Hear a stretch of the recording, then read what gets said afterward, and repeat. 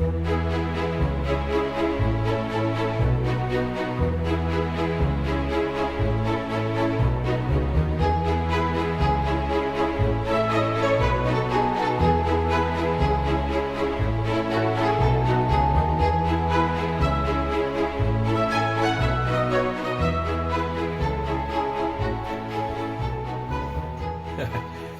was made aware of a video that Shabir Ally put up on May 19th by Colin Knight from Islam Critiqued. He put a great video up there looking at the admission by Dr. Shabir Ally that there were variants, that there are many variants, and that didn't matter because these variants didn't change any belief or any practice. I thought it was fascinating. It was just put up a few days ago, so I went back to look at this video, and as I was watching roughly 13-14 minutes where he goes through and tries to help the Muslims understand that this is not a real problem, I started taking notes. And as I was taking notes, I said, wow, this is exciting. See, I know Dr. Shabir Ally. I've debated him 6 times in person. We've debated in different formal debates all the way since 1998. We've debated. Our last debate was in 2014, so we're talking 6 years ago, and almost 6 years. Coming up in September, it would be 6 years. And at that time, I confronted him on the 6 major manuscripts, and it was the first time I think that he ever really knew that these manuscripts had problems. He didn't know how to deal with it at that time, and at that time he was very clear that he didn't really care about the manuscripts, that as far as he was concerned, he knew that the Quran was the Word of God, had been preserved because of the number 19. 19 here, 19 verses here. If you look at these set of verses and these set of verses, you get 19. These words and these words, you get 19, 19, 19, 19, all the way through, proving that this was the miracle of Muhammad. And I was saying, it was fascinating because when I looked at the manuscripts that I had just introduced to him, I couldn't find any versification. There was no versification. In fact, most of the manuscripts, in fact, all of the manuscripts were only incomplete. None of them were complete. Not one of those manuscripts of the 6 that I introduced. So I turned to him and I said to Dr. Shabir Ally, could you tell me what verses you're talking about, and how is it you even know what versification is, when there's not today any standardization of versification in any manuscripts that we look at today? For those of us who are quoting different surahs and ayahs, we have to go 5 verses above and 5 verses below to find what you're talking about. And so finally he had to admit, well, it's the 1924 Egyptian, what we know as the Hafs text. And he mentions it in this video. That 1924 Hafs text is the one that we find. And he tries to explain why is it that was chosen in 1924. What he didn't explain is that was only chosen for one city, the city of Cairo in Egypt. And it was only for the Department of Education because all of the answers coming from these high school students' tests, standardized tests, had so many different answers that they had to make one Quran, that the unified Quran, just for Egypt. It became standard for all of Egypt then in 1936, known as the Farouk edition, and it was only standardized for all of the world in 1985, 25 years ago. Now, he didn't mention all this in his little video, but nonetheless, let's get back to what he was saying. Today, most Muslims read the Quran in a text that is referred to as the Egyptian edition of 1924. But this is not the only text of the Quran that is read throughout the world. In North Africa, there is a slightly different text that is based on a slightly different reading, mostly corresponding to what we read in the rest of the world, but with some slight variations that do not affect anything that Muslims believe and do not have any major impact on any Muslim practices. And then too, in some parts of Africa, there is another reading of the Quran and a matching manuscript that is prevalent. And here too, we find some slight variations that do not affect Muslim beliefs and do not affect Muslim practices in any significant degree. So he was talking about the differences, or the fact that there were differences. So that's quite an admission. And Colin brought this up in his video. And Colin was saying, isn't this the same thing that we used to say about the fact, the roughly 40 verses that are in the Bible? When you point them out, there's no theological difference, there's no doctrinal differences between them. And he was trying to take that same line, and that's what Colin so brilliantly brought out and put forth. But I was fascinated by that there are no differences. I'd like to see if that is the case, because I remember when Hatun and I introduced this back in 2016 at Speaker's Corner, and we lifted up and held up those 26 different Qurans, Arabic Qurans, there at Speaker's Corner. And the reaction we got from everybody, and one of the comebacks was always, these are no different. They all say the same thing. When you look at the Hafs or you look at the Warsh, that's the one that Shabir Ally was referring to. That's the one in North Africa. That's the Warsh that's very popular there. When you look at them, there's no difference whatsoever. None whatsoever. And so he's saying that again in this video. No difference between them. No belief. He must have said it about 5 or 6 times. It doesn't bring any difference between belief and practice. Let's see if that's the case. Let's just see if that's the case. So let's look at the beliefs and practices. Or let's just look and see if these make a difference, if there's any theological differences. I'm just going to look about 6 of them, because after we put these up at Speaker's Corner, we then the very next day did a studio copy, and we went through about 70 examples of thousands. We have really, if you want to look at all, now I think Hatun has about 37 that she has collected, 37 different Arabic Qurans. At that time we only had 26, but in the 30 amongst about 23 of them that she's looked at, her team has already found 93,000 differences. 93,000 differences between just 23 of these different Qurans. That Shabir Ally is saying, well, they don't give us any beliefs differences. There's no changes of beliefs. There's no changes of practice. He kept on repeating this, as is to allay the fears of those who say, wait a minute, we were told that they were all the same, that there's only one Quran, and there's always been only one Quran.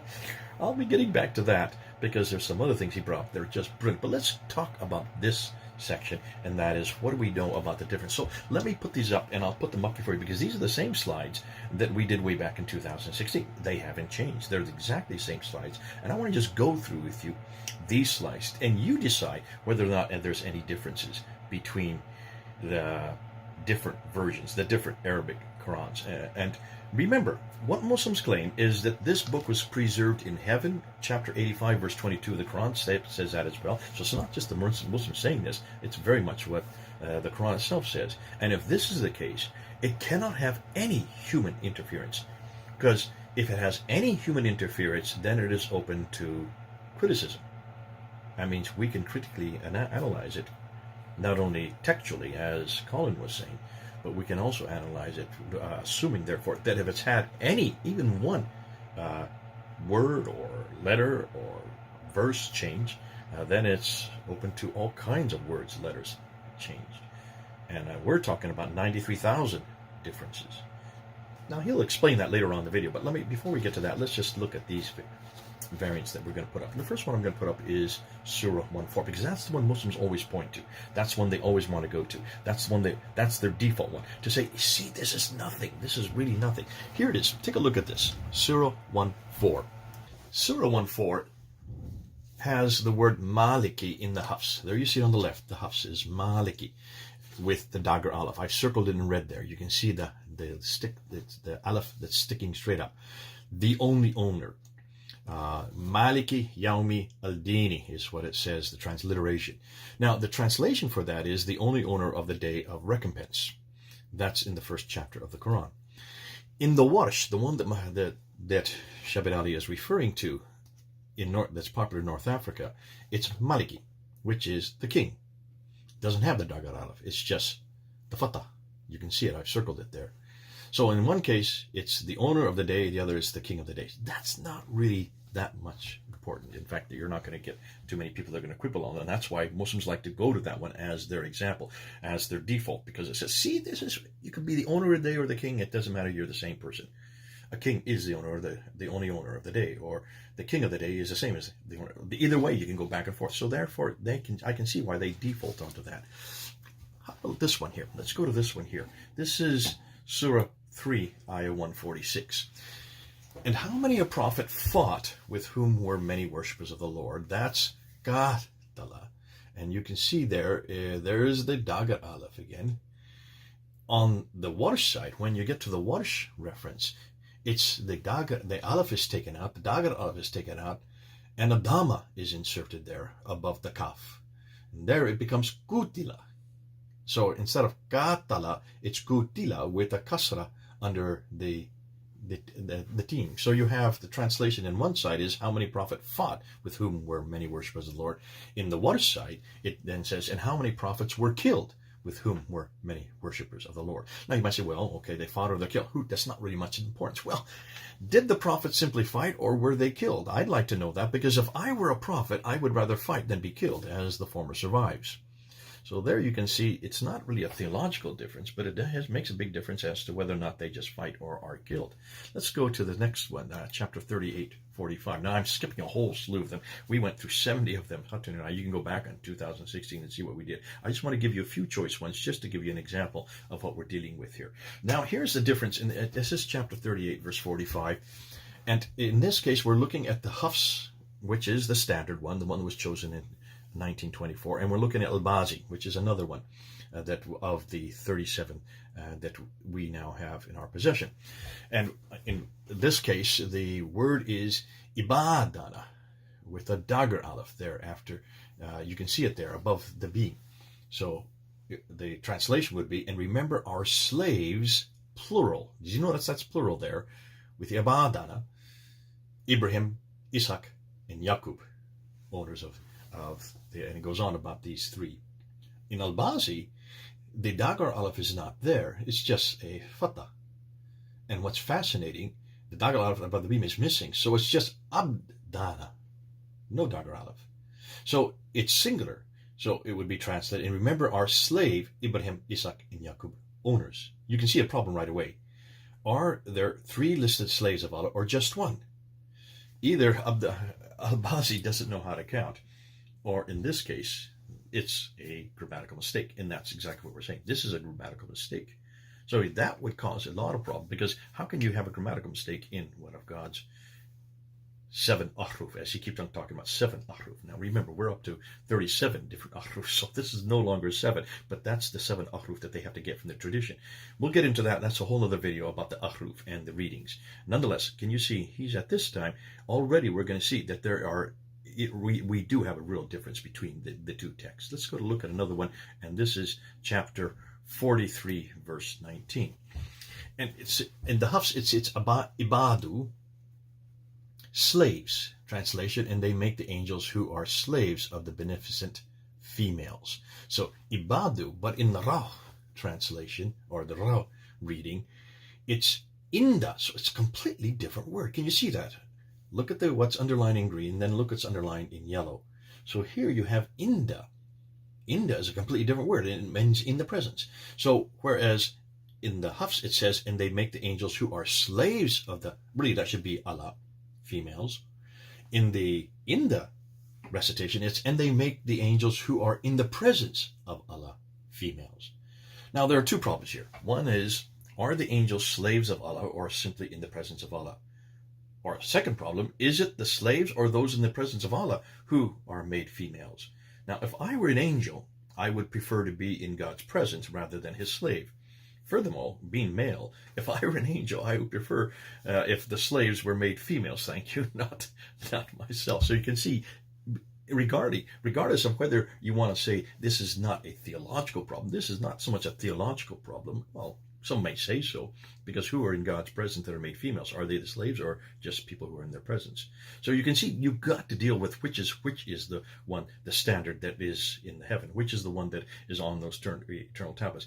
And it's fascinating that in every case, in this case, Hafs has got it correct, because in the case of the number of people, well, whether or not with the ibadana, with the three listed slaves of Allah, Abraham, Isaac, and Yaqub, there you can see that the Hafs has got it correct. So which suggests to me, in every case so far, Hafs has been correct. In this case, there is a difficulty between the two texts. Now let's go to chapter 46, verse 15. And here you see ihsanan. So it says, and we have enjoined on man doing good to his parents. Doing good is how that is translated in the Hafs text.